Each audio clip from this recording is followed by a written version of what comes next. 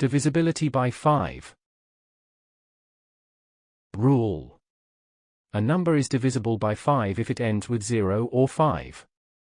For example, the number 3255 is divisible by 5 as its last digit is 5, while 678 is not divisible by 5 as its last digit is 8, not 0 or 5. When we do these operations using a calculator, we obtain 3255 divided by 5 is equal to 651, and 678 divided by 5 is equal to 135.6. The first result is an integer while the second result is not. That is all for lesson 1.6.5. To continue this tutorial, please watch 1.6.6, Divisibility by 6.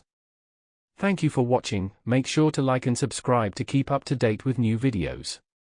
For more information, calculators, and tutorials, please visit www.icalculator.info.